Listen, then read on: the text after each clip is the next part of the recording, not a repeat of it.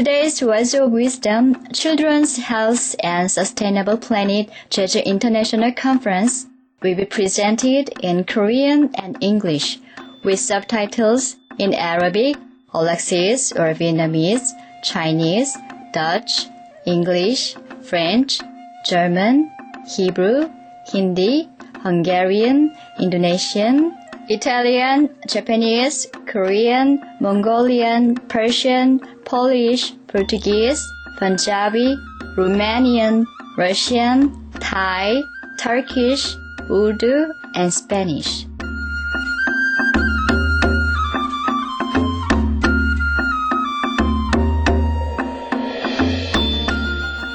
제주도는 대한민국에서 가장 큰 섬으로 아름다운 자연경관을 갖는 축복을 받았습니다.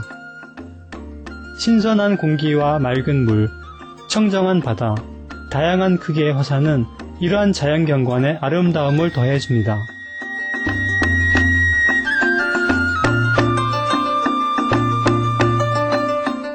제주의 아름다운 자연환경 중 일부는 유네스코 세계자연유산으로 등재되었습니다.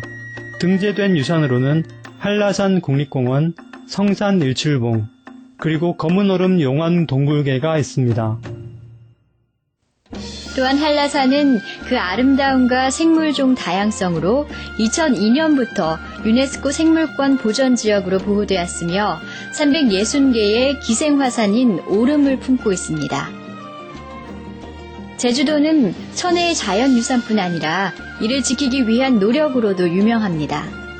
사실상 제주도민들의 가슴은 제주도와 하나가 되어 고동치고 있습니다. 귀중한 자연환경을 보존하여 미래 세대를 위한 유산으로 남기는 것은 제주도민에게 있어 가장 중요한 관심사입니다. 우리는 자연과 함께 살아가면서 우리의 아름다운 환경을 보존하기 위해서 최선을 다할 것입니다. 우리는 선조들의 지혜로운 생활 방식을 따르며 녹색 소비를 실천할 것입니다.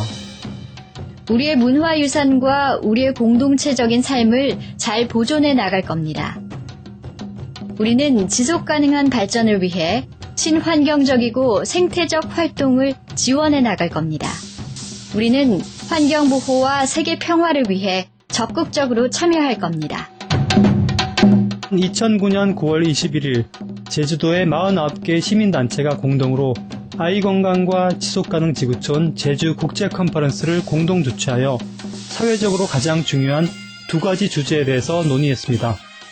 바로 아이들의 건강과 기후변화입니다. 유기농 비건에 초점을 맞춘 이 특별한 행사는 행성의 온도를 낮추고 또한 어린이들의 영양을 개선하는 해결책으로 유기농 비건을 제시했습니다. 이 컨퍼런스에 참석한 정부의 중요한 인사들로는 김태환 제주특별자치도지사, 양성원 제주특별자치도 교육감 등이 있습니다. 그리고 여기 참석한 환경 전문가로는 유엔 정부간 기후변화위원회 의장인 라젠드라 파차우리 박사, 그리고 네덜란드 환경평가국의 기후와 지구촌 지속가능성 부서의 주프 오데 로휘스 부장이 있습니다.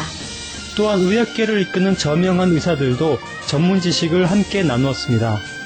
여기엔 미국 휴메인 소사이어티 보건축산 책임자인 마이클 그레거 박사, 권위 있는 내과 의사이자 영양학 전문가인 조엘 펄먼 박사, 책임 있는 의료를 위한 의사회 창립자이자 회장인 닐 보라드 박사, 미국에서 유명한 맥두걸 프로그램의 창립자이자 의학부문 원장인 존 맥두걸 박사, 한국의 저명한 신경외과 전문의인 대구의료원 황성수 박사 등이 포함됩니다. 또한 많은 언론사들이 이 행사를 취재했습니다. MBC, KBS, CBS, 아리랑 라디오 등의 방송사와 한국일보, 한겨레신문, 연합뉴스, 제주일보 등의 신문들과 미디어 제주, 제주소리 등의 인터넷 뉴스 미디어에서도 이 행사를 보도했습니다. 이 행사의 귀빈으로 화상회의를 통한 참석을 초청받으신 칭하이 무상사께서는 너그럽게 초대를 수락하셨습니다. 이제 칭하이 무상사와의 화상회의 8부작 중 제2부 재방송에 여러분을 초대합니다. 화상회의 제목은 아이건강과 지속가능 지구촌 제주국제 컨퍼런스로 2009년 9월 21일 대한민국 제주도에서 개최되었습니다.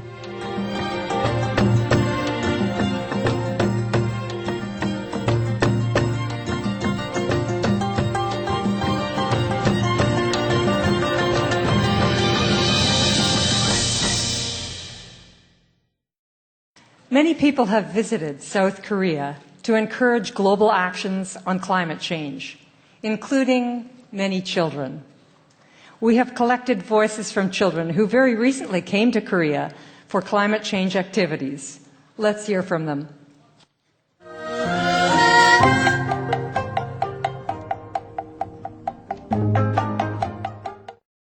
Now it is the time to act.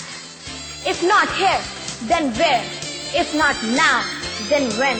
If not us, then who? For many people, climate change, they think like it's melting of glaciers. What we can do to stop that? It will melt. But it's not that. We individually can really do a lot of things. I'll try to take each and every possible action from my side. Please start now. Sea levels could rise. People in the coastal areas, especially in Africa and South America, could lose their homes. I became a vegetarian when many of my friends were vegetarian, and I asked them why, and they told me that it was because of the environment. If we don't save it now, our future generations will have no place to live. There are no political and geographical boundaries for environmental problems. Blaming any nation for any problem is of no use until we can have any possible action. We children expect you politicians to come up with sustainable solutions to the ongoing climate change and global warming. Be vegetarians and save the environment. Children all around the world, wherever you are, on every corner of the globe, should take care for the environment. Even if you're not something, you should do something, a little bit to help the planet.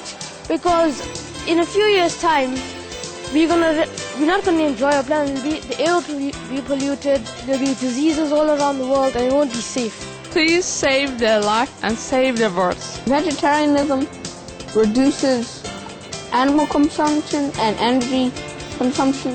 Be veggie! Go green! Save the planet! Go veggie! Go veggie and save the world. Be veggie! Save the planet!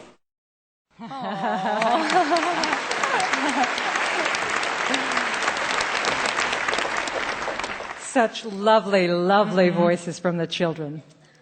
Did you see their beautiful faces? How can we not respect them and protect them? I absolutely loved them. Their voices really touched my heart. To respond to the sincere wishes of the children, highly distinguished experts from around the world are presenting their valuable messages for us today, some in person, some via video. This is a very rare chance to hear the best of the best experts who are speaking for us, for our children, and the planet. First is Mr. Jof Ud Roy, the manager of the Climate and Global Sustainability Unit for the Netherlands Environmental Assessment Agency, who has done extensive research on the relationship between climate change and dietary change.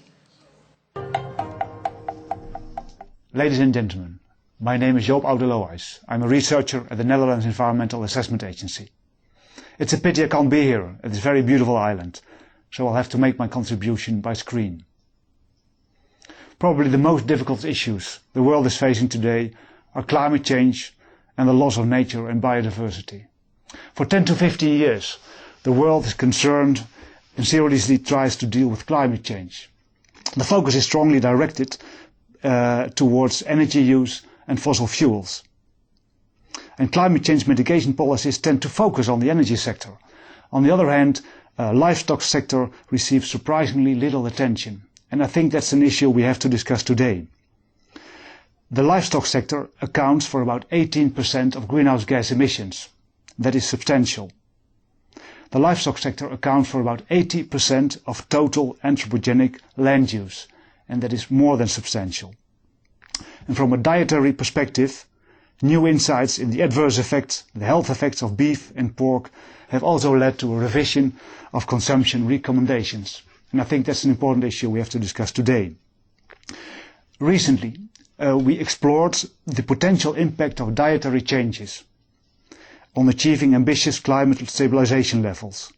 And for the first time, we made an integrated analysis of all the different elements that are related to eating meat.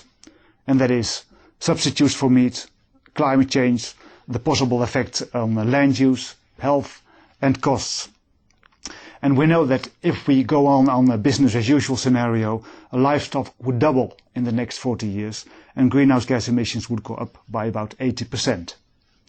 Well, we found out that a food transition on a global scale, eating less meat, or even a complete switch to plant-based protein food can have dramatic effects on land use. Up to 2,700 million hectares of pasture and 100 million hectares of cropland can be abandoned, resulting in a large carbon uptake of land instead of being a source of emissions. Additionally, methane, nitrous oxide, that are potentially harmful greenhouse gases, could be reduced substantially. A global transition to a low meat diet, as recommended for health reasons, would reduce mitigation costs by about 50%. In terms of climate change, we would like to keep the global temperature below 2 degrees change, and that would result in a target maximum level of about 450 ppm CO2. The mitigation cost in reaching climate targets could go up to 1 to 2% of global GDP, and that's about $2 trillion a year. A scenario with no meat consumption at all would halve these costs. If we would go to a scenario with no meat at all and also no dairy products, the amount of costs would not even go down with 50%, but at a rate of 70 to 80%, and that's substantial. Dietary changes could therefore not only create substantial benefits for human health and land use, but also play a role in reducing future climate change policies at a lower cost. There are many opportunities in changing a diet from meat to vegetable-based products. In our analysis, we assumed soybeans and pulses to be the main substitutes for meat and dairy products. And we included all the effects of changing land use to these type of products, so we think that is an inclusive study which proves that the effects are scientifically sound. This change in diet could happen between 2010 and 2030, and then the situation would stabilize. The change in land use has a main effect that land use is no longer a source of emissions, but could even become a sink of emissions. The change would result in a net contribution of 1 gigaton of carbon to the atmosphere and change the whole situation into a 1 to 2 gigaton absorption of carbon by way of changing the land use. There is room for regrowth of forests in areas that are now being used by cows and sheep for grazing, for eating grass. The biggest effects are for sure attained by reducing the amount of ruminants, that is cows or sheep. They have a less efficient digestion, resulting in large amounts of methane emissions.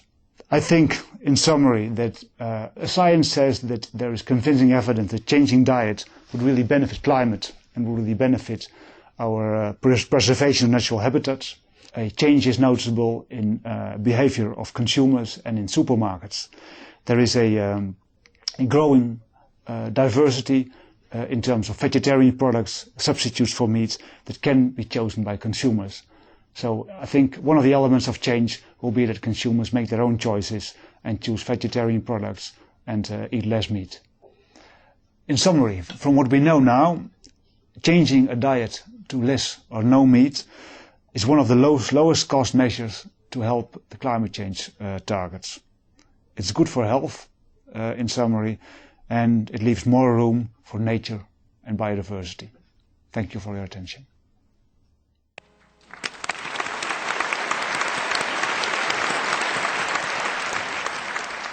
Wow, isn't that incredible? World governments will save 80% of the cost to stop global warming if the world becomes vegan. It's clear that the food on our table has a tremendous impact on global warming. So, our first step to halt climate change should begin with the meals at home and at school. And yes, speaking of school meals, did you know that Jeju was actually the very first in South Korea to provide environmentally friendly school meals? And by doing this, they really set an example for the rest of the country.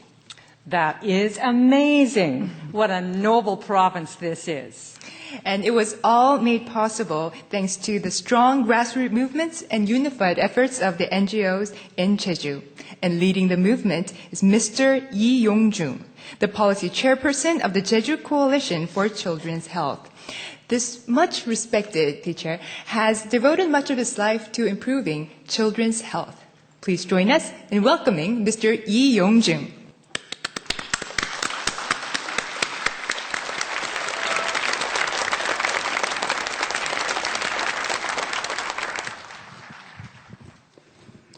아이들의 건강을 소중하게 여기는 교사 이용중이라고 합니다. 오늘 이렇게 스프랩마스터 텔레비전으로 전 세계 여러분과 만나게 됨을 진심으로 영광스럽게 생각합니다. 저는 지구촌의 3대 과제를 지구온난화, 자원의 고갈, 아이들 건강 악화라고 생각합니다. 그리고 이것들은 하나로 연결된 통합된 의제라고 생각합니다. 이러한 문제들을 해결하려면 자발적 가난에 기초한 자연을 존중하는 삶과 환경기술의 지속적 발전, 그리고 양육과 교육의 패러다임의 전환이 있어야 하고 전 인류의 생활 정치적 연대가 필요하다고 봅니다. 건강과 관련한 8가지 요소들을 그림으로 표시해 보았습니다. 이것들은 서로 연결되어 영향을 끼치고 있는 것들입니다. 그러나 생활 패러다임의 변화로 아이들의 건강이 심각하게 악화되고 있습니다. 먹을거리가 몸을 만들고 몸이 마음을 만든다는 것은 보편적 진리입니다. 그럼에도 불구하고 먹을거리에 대해서 지나치게 우리는 소홀하게 대하고 있습니다. 아이들이 정상 발육과 건강한 삶을 위해 적정한 운동량을 확보하는 것은 선택의 문제가 아닙니다. 그리고 다음 세대를 위해서 당장 결단을 내려야 합니다. 하체 근육과 인체 오염이 어우러져서 발생하고 있는 체온 저하 현상이 광범위하게 나타나고 있습니다. 즉 우리 아이들이 만성 습관성 질병을 잉태한 채 자라나고 있다는 다른 증거이기도 합니다. 이런 질병들은 기본적으로 생활 습관성 질병입니다. 척추증만증을 예로 들겠습니다. 이 질병은 골밀도 저하와 만성적인 불안정한 자세가 주요 요인입니다. 골밀도 저하는 햇볕의 부족과 미네랄을 비롯한 미량 영양소 부족 때문에 발생하는 일입니다. 이 질병 중 고치기가 가장 쉬운 질병이 아토피이고 아이들이 인생을 가장 불행하게 만들 가능성이 있는 질병은 ADHD입니다. 그리고 치료가 가장 어려운 질병은 성장기 비만입니다. 아이들의 건강을 이대로 방치하면 2030년에 이런 일들이 벌어질 것입니다. 충동성 범죄는 몸이 건강하지 않기 때문에 발생하는 게 대부분입니다. 즉 대재앙을 잉태한 채 기다리는 시한폭탄과 똑같은 일입니다. 아이들의 기본 건강을 위해 우리는 당장 결단을 내려야 합니다. 건강한 삶을 위해서는 어린 시절이 중요하고 그 시기에 많은 노력이 있어야 한다는 것입니다. 만성 생활습관성 환자를 줄이려면 어린 시기에 적절한 대책이 강구하는 것이 적은 비용으로 큰 효과를 낼 수 있습니다. 건강한 잉태, 태교, 출산, 수유 문화와 육아를 중요시하게 생각하고 각종 정책이 만들어져야 한다는 것입니다. 어린 시절 생활습관 형성과 교정을 위한 비용을 국가가 우선적으로 집행해야 하는데 건강한 각종 만성 습관성 질병의 치유는 먹을거리와 운동과 마음 다스리기가 명의입니다. 더 중요한 것은 올바른 생활 습관을 가지면 이런 질병이 생기지도 거의 않습니다. 먹을거리는 농부와 보호자들이 중요합니다. 생활 습관은 부모와 교사의 역할이 중요합니다. 아이들 건강을 위해 명의는 부모와 교사와 농부가 명의로 자리매김하면 우리 문제는 대부분 해결되리라 저는 확신합니다.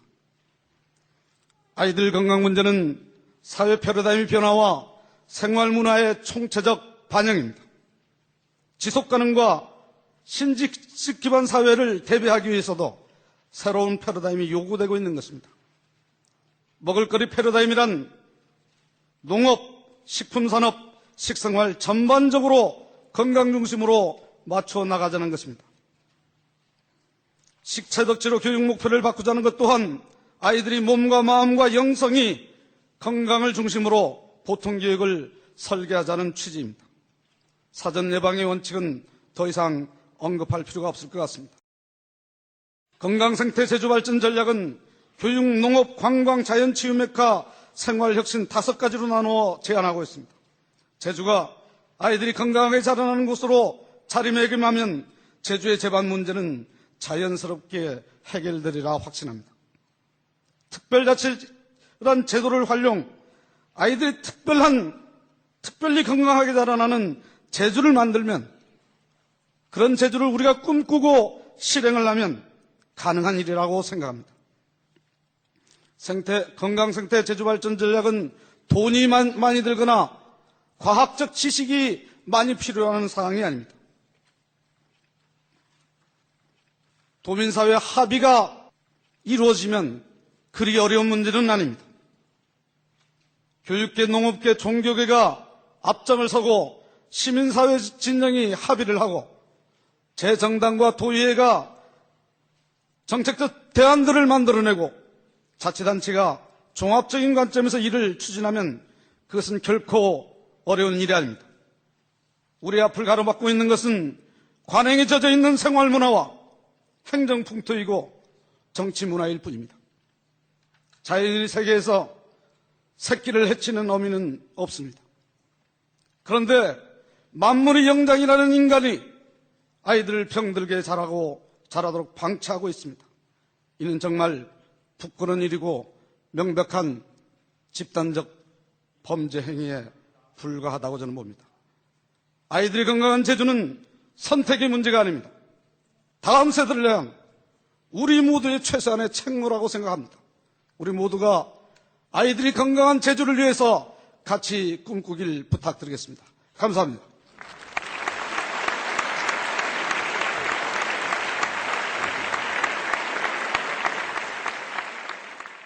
Thank you. Thank you, Mr. Lee Young-jun. I'm very touched by your lifelong dedication to children's health. Now, Callie, let's talk about a very timely issue. Something like swine flu? Yes, swine flu, or the novel H1N1 virus, which is one of the biggest threats facing humankind today. But what is the root cause of this disease? Let's find out from Dr. Michael Greger, the Director of Public Health and Animal Agriculture at the Humane Society of the United States. He is a medical doctor and a renowned expert on the many types of diseases originating from factory-farmed animals, including swine flu, bird flu, and mad cow disease. And Dr. Greger has prepared this special lecture for this conference via video. So let's take a look. According to the World Health Organization, 2 billion people may become infected with swine flu, and our children may be at the highest risk. Normally, 90% of flu deaths are in the elderly, 65 years and older. But with swine flu, children and young adults ages 5 through 14 are more than 10 times more likely to become infected. That means 15,000 Korean children may die. Where did this virus come from?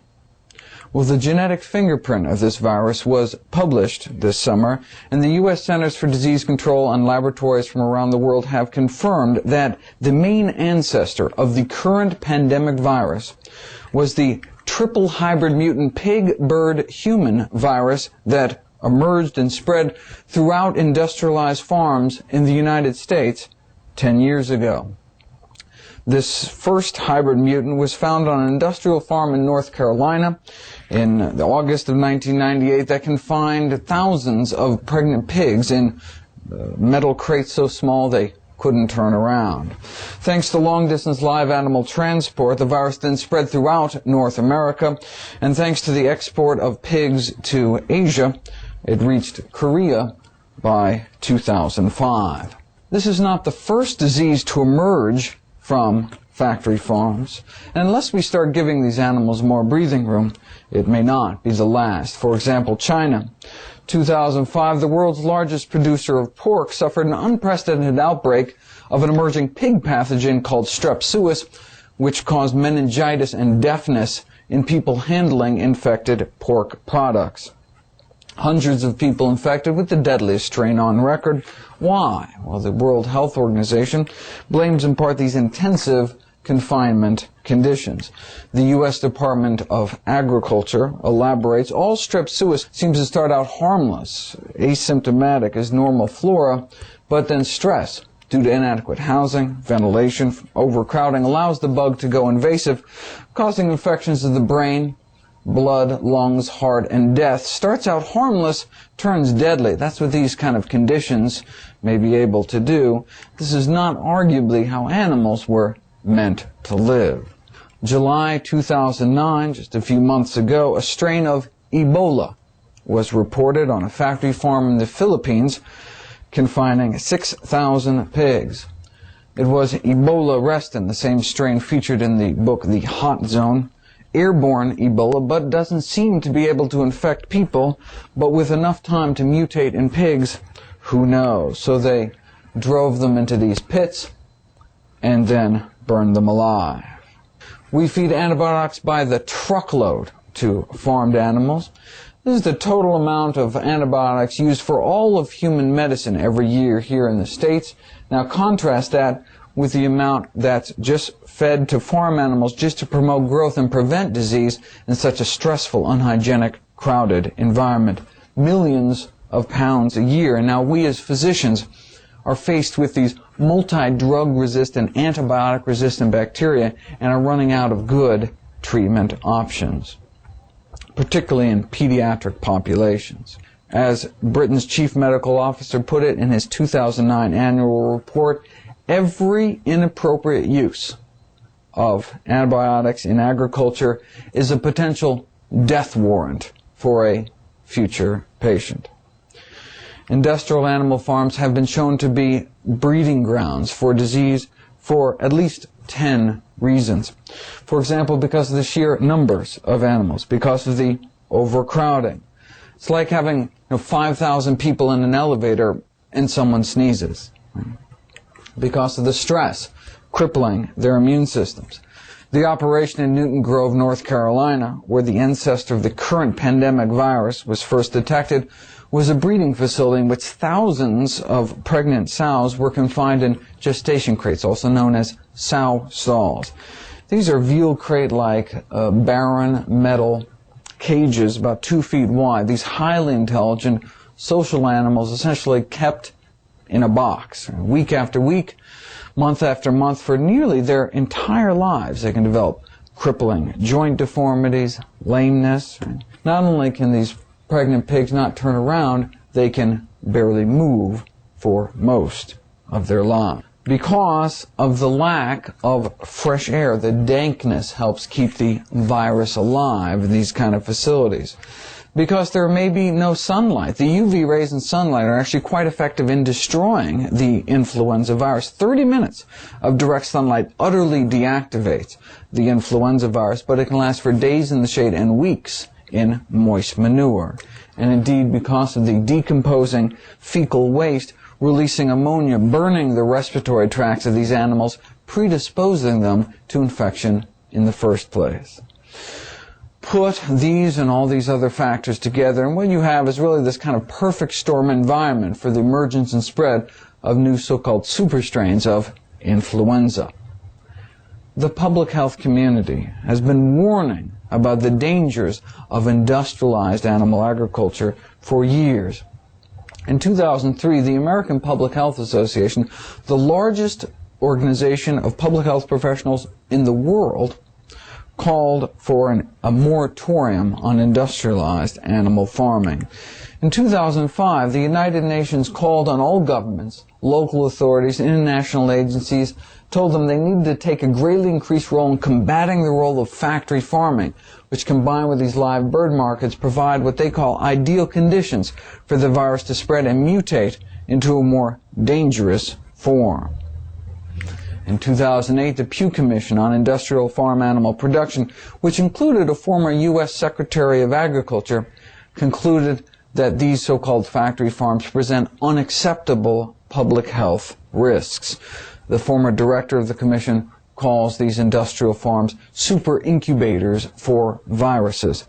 They're a public health menace that must be stopped.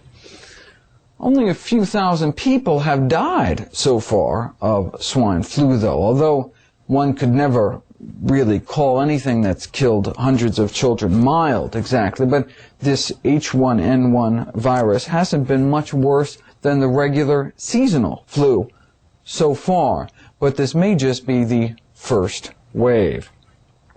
The 1918 flu pandemic was relatively mild first as well.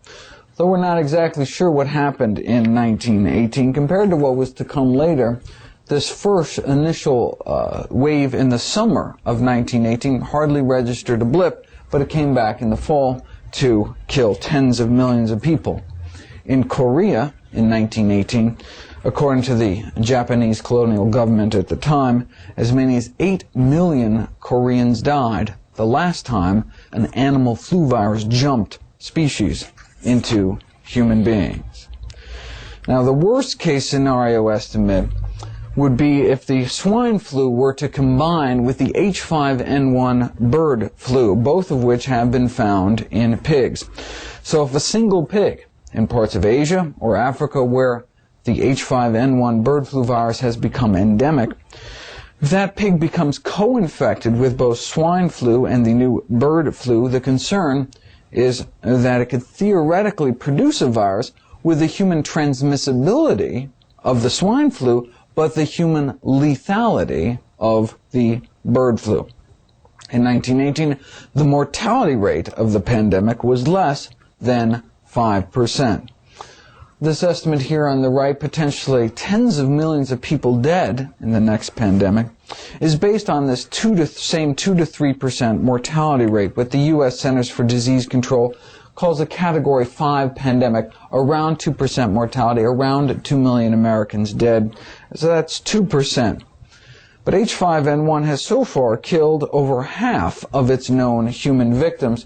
Don't even seem to get a coin toss as to whether or not one lives through this disease. Up to 10 million Koreans come down with the flu every year. What if it suddenly turned deadly? That's what keeps everyone up at night. The possibility, however slight, that a virus like H5N1 could trigger a pandemic. That would be like combining one of our most contagious known diseases, influenza, with one of the deadliest, like crossing a disease like Ebola with the common cold. All animals deserve humane treatment. How we treat animals can have global public health implications, and these newly emerging chicken and pig flu viruses are but one example. We deny them modicum of mercy to both their detriment and potentially to ours as well. We need to end the long-distance live animal transport of farm animals, which can spread diseases around the world. We need to follow the Pew Commission's recommendations to abolish these extreme confinement practices like crates for pregnant pigs, as they're already doing in Europe and starting to here in the States. And ultimately, we need to follow the advice of the public health professionals and declare no more factory farms. Let me end with a quote from the World Health Organization. The bottom line. The bottom line is humans have to think about how they raise their animals, how they farm them, how they market them. Basically, the whole relationship between the animal kingdom and the human kingdom is coming under stress. In this age of emerging diseases, we now have billions of feathered and curly-tailed test tubes for viruses to incubate and mutate within billions more spins at pandemic roulette. Along with human culpability, though, comes hope. If changes in human behavior can cause new plagues, well, then changes in human behavior may prevent them in the future. Thank you so much for your enlightening lecture, Dr. Greger. It showed us the clear link between factory farming and diseases such as swine flu. So, it's beginning to look like the vegan way of life is better, not only for climate change, but for preventing new diseases. Yes, indeed, an organic vegan diet is the true solution for a sustainable planet.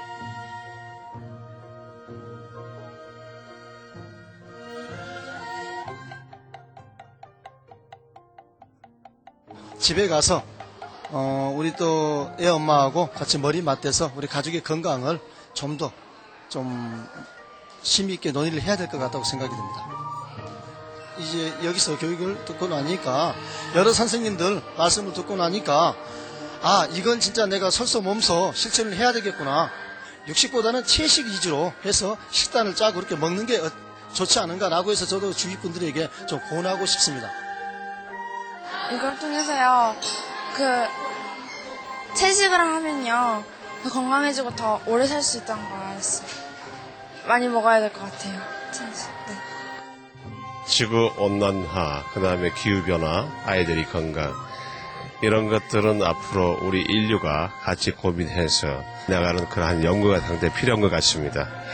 많은 정치인들과 또 학교를 운영하는 그러한 교육청, 또 시민들 서로가 같은 의식을 갖고 끌어안아야 이 문제를 해결할 수 있다고 생각합니다.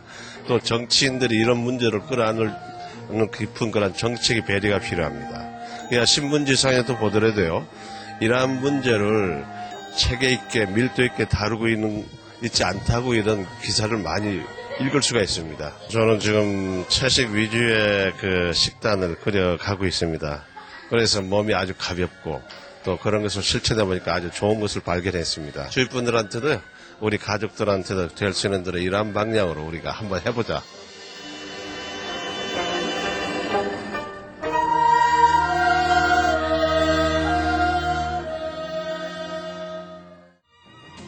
지구를 사랑하는 시청자 여러분, 오늘 지혜의 말씀을 시청해 주셔서 감사합니다. 화요일에 계속될 아이 건강과 지속가능 지구촌 제주 국제 컨퍼런스 3부도 계속 시청해 주시길 바랍니다. 이제 수프림 마스터 텔레비전에서 주목할 뉴스들이 예술과 영성이 방영됩니다. 사랑과 친절로 가득한 행복한 한 주가 되시길 기원합니다. Thank you, our loving viewers, for your company for today's episode of Words of Wisdom. Join us again on Tuesday for Part 3 of Children's Health and Sustainable Planet Jeju International Conference. And now, please stay tuned to Spring Master Television for a journey through aesthetic realms, coming up next, right after Noteworthy News. We wish you a happy week full of loving kindness. For more details, please visit www.suprememastertv.com/WOW.